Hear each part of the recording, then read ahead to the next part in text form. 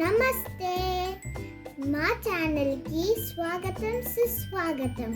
ఈరోజు మేము 3 పద్యాలు చెప్పబోతున్నాం. అవి కూడా పార్ట్స్లో, పార్ట్ 1, పార్ట్ 2, పార్ట్ 3 అట్లా చెప్పబోతున్నాము.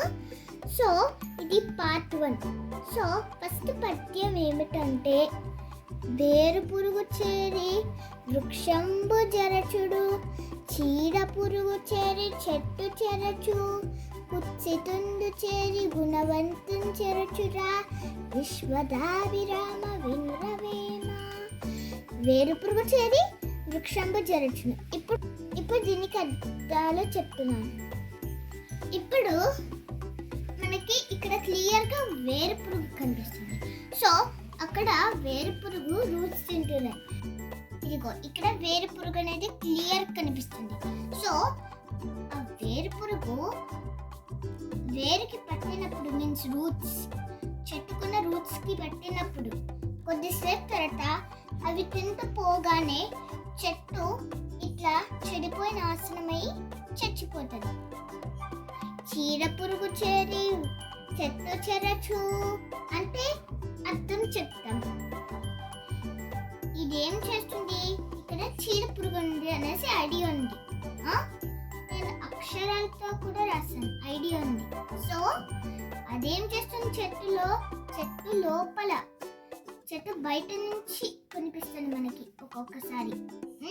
ఆ చీడ పురుగు దీనికున్న ఫ్లవర్స్లో నుంచి నెక్టార్ తీసేసుకుంటుంది. ఇట్లా మామిడి పండు తింటుంది.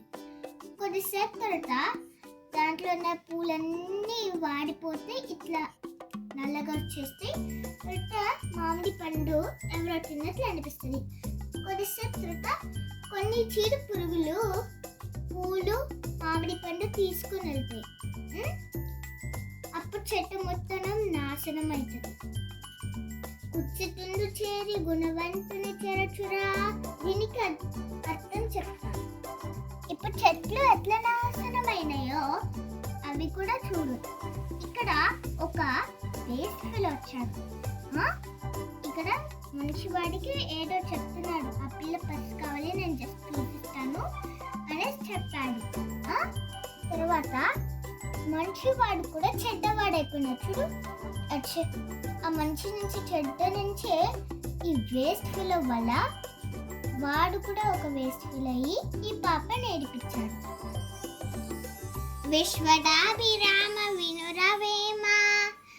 పార్ట్ 2కి ఇప్పుడు మరో పార్ట్ 2కి, నెక్స్ట్ పార్ట్ 2కి ఇంకో 2 పద్యాలు చెప్పబోతున్నాం. సో మీరు ఖచ్చితంగా సబ్స్క్రైబ్, బెల్ బటన్, తర్వాత లైక్, షేర్, కామెంట్స్ కొట్టండి. బాయ్.